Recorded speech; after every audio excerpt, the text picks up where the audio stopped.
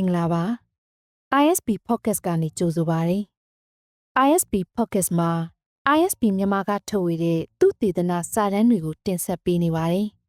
ISP ခေါ်လန်ကဏ္ဍကဆောင်းပါးတချို့ကိုလည်း Podcast အဖြစ်ရွေးချယ်တင်ဆက်သွားမှာဖြစ်ပါတယ်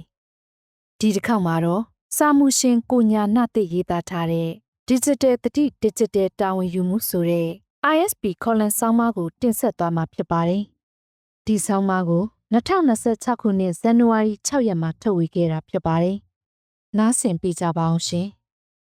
။အမြန်လမ်းမှာ PDF တွေကိုအားပေးစကားပြောခဲ့တဲ့သူတယောက်ရန်ကုန်မှာအဖမ်းခံလိုက်ရတဲ့အကြောင်းပြီးခဲ့တဲ့ရက်ပိုင်းကသတင်းတွေမှာတွေ့ရပါတယ်။အမြန်လမ်းမိုင်တိုင်း332အနီးမှာခရီးသွားလာသူတွေကိုစစ်ဆေးတဲ့ PDF တွေကိုအားပေးစကားပြောခဲ့တာကြောင့်နောက်တရက်ညပိုင်းမှာပဲရန်ကုန်လိုင်မြို့နယ်မှာစစ်တပ်ရဲ့ဖမ်းဆီးတာကိုခံလိုက်ရတာပါ။ဒါကစစ်ကောင်စီရဲ့တရားဝင်မှုအတွက်လှုပ်ဆောင်နေတဲ့ရွေးကောက်ပွဲပထမပိုင်းပြုလုပ်တဲ့နေ့ဖြစ်တာကြောင့်လဲစစ်တပ်ဆန့်ကျင်သူတွေကိုပြင်းပြင်းထန်ထန်နှိပ်ကွပ်ပြတယ်လို့လည်းယူဆစရာရှိပါတယ်။ဒီဖြစ်ရပ်မှာစစ်တပ်ရဲ့မတရားဖမ်းဆီးခြင်းကိုထောက်ပြဝေဖန်တာတွေရှိကြပေမဲ့နောက်ွယ်ကရန်ရာကိုဘသူကမှအရေးတယူပြောဆိုကြတာမတွေ့မိပါဘူး။စစ်တပ်ရဲ့သတင်းကွန်ရက်တိစောက်ထားမှုနဲ့အမိန့်စည်းစိမ်မှုပုံစံတွေသိရှိထားဖို့လိုအပ်တယ်လို့တော်လှန်ရေးတပ်တွေရဲ့စီကံလိုက်နာဖို့နဲ့ digital လုံခြုံရေးအားနေတာဘသူကတာဝန်ရှိလို့ဘလို့တာဝန်ယူမလဲဆိုတာတွေကတော်လှန်ရေးတပ်တွေအပေါ်မှာမေးခွန်းထုတ်စရာဖြစ်လာပါတယ်။အခုလိုဖြစ်ရမှာသတင်းထောက်လန်းမှုအတွက်အဆင့်ဆင့်သောထောက်လန်းရေးကွန်ရက်တွေကအလုပ်လုပ်ပါတယ်။သတင်းပေးကွန်ရက်အဆင့်ဆင့်ကလည်းစီစစ်ပြီးသတင်းတက်တာတွေရှိပါတယ်။ရရှိတဲ့သတင်းတွေပေါ်မှာအခြေခံပြီးဘာလုပ်ရမလဲဆိုတာကအမိန့်ပေးစနစ်တစ်ခုတည်းကနေလာပါတယ်။စစ်တပ်ရဲ့မစ်ရှင်အတွက်အခုဖြစ်စဉ်မှာအားပေးစကားပြောတဲ့သူကိုဖမ်းဆီးဖို့အတွက်သတင်းစီစစ်တာအချက်အလက်အတည်ပြုတာသက်ဆိုင်ရာတပ်ဖွဲ့တွေကိုညွှန်ကြားတာတွေအားလုံးကအမိန့်ပေးစနစ်တစ်ခုတည်းကနေတိုက်ရိုက်သွားပါတယ်။စစ်တပ်ထောက်ခံသူတွေရဲ့ channel မှာဝိုင်းဝန်းလှုပ်ဆောင်မှစစ်တပ်ကသိရပြီးဖမ်းဆီးတယ်ဆိုတာမျိုးကဖြစ်နိုင်ချေနေပါတယ်။အဲ့ဒီစစ်တပ်အားပေးထောက်ခံသူတွေကိုသတင်းထောက်လန်းတဲ့နီလန်းတွေကတခုအဖြစ်အသုံးချနိုင်ပြီမယ်သူတို့ဖိအားပေးလို့စစ်တပ်ကလိုက်လုပ်တဲ့အနေအထားမျိုးမဟုတ်ပါဘူး2021ခုနှစ်နောက်ပိုင်းတော်လှန်ရေးကာလအတွင်းစစ်တပ်ကိုအကြီးကျယ်ဆုံးရှင်ပြိုင်အားစမ်းမှုတွေရှိခဲ့ပေမဲ့လက်ရှိအချိန်ထိစစ်တပ်အတွင်းမှာ chain of command အမိန့်စည်းစိမ်မှုစနစ်ဆိုတာကအသက်ဝင်နေသေးပါအခုဖြစ်ပွားတဲ့ဖြစ်စဉ်ကိုကြည့်ရင်စကားပြောလိုက်တဲ့အချိန်ကနေစတွက်မယ်ဆိုရင်တော့38နာရီတရက်ခွဲတာအချိန်မှာမိုင်ပေါင်း350ကျော်လောက်ကတခြားမြို့တစ်ခုမှာဖမ်းဆီးနိုင်တာပါ။ဒါက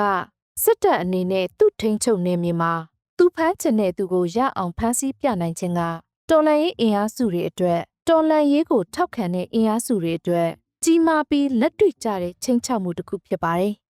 ။တစ်ဖက်ကတော်လှန်ရေးတပ်ဖွဲ့တွေဘက်ကိုလည်းကြည့်ကြရအောင်။စစ်ရေးအရာအမြန်လမ်းတွေပေါ်တက်ရောက်စစ်ဆေးတာတွေဟာမြေပြင်စစ်စင်ရေးအရာဖြစ်စေ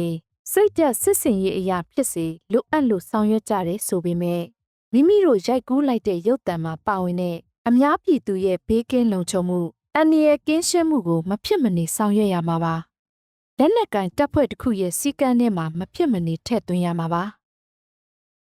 စစ်တပ်ကဖမ်းဆီးလိုက်လို့သတင်းမီဒီယာတွေပေါ်တက်လာတော့မှပြည်သူတွေရဲ့ဘေးကင်းလုံခြုံမှုကိုမဆောင်ရွက်နိုင်ခဲ့တာဟာတပ်ဖွဲ့ရဲ့သတင်းလုံခြုံမှုအားနည်းတာလို့ခဝါချလို့မရပါဘူး။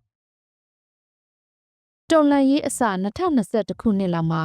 သတင်းလုံခြုံမှုအားနည်းပြီးအွန်လိုင်းမီဒီယာတွေကနေသတင်းပေါက်ကြားတာတွေကအတွေ့အကြုံအားနည်းတာကြောင့်လို့ဆိုနိုင်ပေမယ့်တော်လှန်ရေးကို9နှစ်နီးပါးဖြတ်တန်းပြီးအချိန်ထိတပ်ဖွဲ့ရဲ့စစ်စည်းကမ်းအနေနဲ့တိတိပပမရှိသေးတာကအားနည်းချက်ဖြစ်နေပါတယ်။လက်နက်ကင်ထားတဲ့တပ်ဖွဲ့တွေကစစ်ဆေးနေချိန်မှတ်တမ်းရုပ်သံရိုက်ကူးနေချိန်မှာပြည်သူအနေနဲ့အကိုကြီးညီလေးဒါမှမဟုတ်ဆရာရဲ့မီဒီယာပေါ်တင်ရင်ကျွန်တော်ပုံလေးဝါထားပေးပါနော်ကားနံပါတ်လေးဖြတ်ထားပေးပါလို့ဘသူကပြောရဲမလဲတခါတရံမှာရုပ်သံရိုက်ကူးနေမှနောက်မှသိချင်မှသိပါလိမ့်မယ်ရုပ်သံရိုက်ကူးမှုတွေမှာလည်းအရိုက်ခံရသူတွေရဲ့သဘောတူညီမှုကိုလည်းမရယူပဲမှတ်တမ်းတင်နေကြတာပါ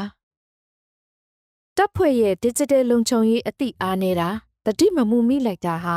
မရည်ရွယ်တော့လဲပြည်သူကိုအန္တရာယ်တွင်တွန်းပို့လိုက်ရရောက်ပါတယ်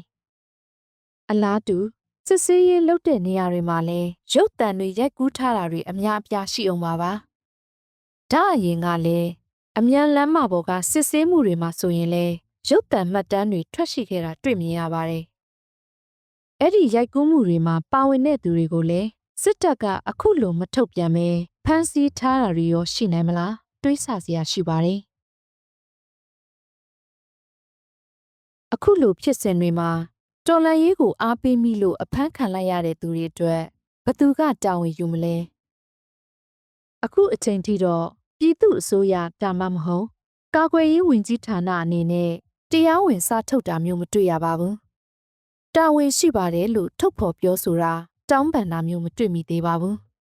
။အချုပ်အခြာအာဏာသည်နိုင်ငံသားများထံမှဆင်းသက်သည်ဆိုတာကစာရွက်ပေါ်မှာပဲရှိပြီးပြည်သူကိုတောင်းပန်တတ်တဲ့အလေ့အထခေါင်းပါလာတဲ့မရှိသလောက်ကိုရှားပါတဲ့ကျွန်တော်တို့နိုင်ငံမှာပြည်သူတွေကတော့တန်မိုးထားမခံရပဲခံဘက်ကကြီးဖြစ်နေပါတယ်။အဲ့ဒီတော့တော်လှန်ရေးတပ်ဖွဲ့တွေရဲ့စစ်စည်းကမ်းမှာအွန်လိုင်းမီဒီယာတွေကိုဘယ်လိုအသုံးပြုရမယ်ဆိုတာတွေပြည်သူတွေရဲ့ဘေးကင်းလုံခြုံမှုစီမင်းစည်းကမ်းတွေကိုပါထည့်သွင်းပြဋ္ဌာန်းရမှာပါ။သဘောတရားရေးရာဆန်တဲ့ရေပူရညွှန်ကြားချက်မျိုးမဟုတ်ပဲတိကျရှင်းလင်းပြီးလိုက်နာရလွယ်ကူတဲ့စီကံချက်အနေနဲ့ပါရမှာပါတပ်ဖွဲ့တချို့မှာပဲရှိရမှာရှိနေတာမဟုတ်ပဲတော်လှန်ရေးတပ်ဖွဲ့တိုင်းမှာစစ်စည်းကမ်းအနေနဲ့ရှိရမှာပါစစ်စည်းကမ်းသည်ဝိဝါဒကွဲပြားစရာဖြစ်လို့မရပါဘူးဒါအပြင်ဒီလိုမီဒီယာမှာမျှဝေမှုတွေအတွက်ဘယ်သူကတာဝန်ယူရမလဲတာဝန်ခံရမလဲဆိုတာကိုတပ်ဖွဲ့ရဲ့ဖွဲ့စည်းပုံမှာပါထည့်သွင်းထားရမှာပါတိုက်ပွဲအတွင်းဒါမှမဟုတ်မြို့ပြအနီးစစ်ဆေးမှုတွေမှာရုပ်တံရိုက်ကူးမှုတွေကိုဘသူကလှုပ်ခွင့်ရှိလဲဘသူကမီဒီယာပေါ်တင်ခွင့်ရှိတယ်လဲဆိုတာကိုပါသတ်မှတ်တာဝန်ပေးထားရမှာပါဒီအတွက်တပ်ဖွဲ့ခေါင်းဆောင်တွေမှာတာဝန်ရှိသလိုဒါတွေကိုကြီးကြပ်ဖို့ညွှန်ကြားဖို့အတွက်တော်လှန်ရေးကိုဥဆောင်နေတဲ့ပြည်သူအစိုးရမှလည်းတာဝန်ရှိပါတယ်ဒါကတော့စာမှုရှင်ကိုညာနာတရဲ့ကွန်လန်ဆောင်းပါးကိုတင်ဆက်ခဲ့တာဖြစ်ပါတယ်ISP ခေါ်လန်ကိုစာမှုတွေပေးပို့နိုင်ပါတယ်။စာမှုပေးပို့ရန်လမ်းညွှန်ချက်ကို ispmyanmar.com မှာဝင်ရောက်ဖတ်ရှုနိုင်ပါတယ်။ ISP Podcast ကိုနားဆင်ပေးတဲ့အတွက်ကျေးဇူးတင်ပါတယ်။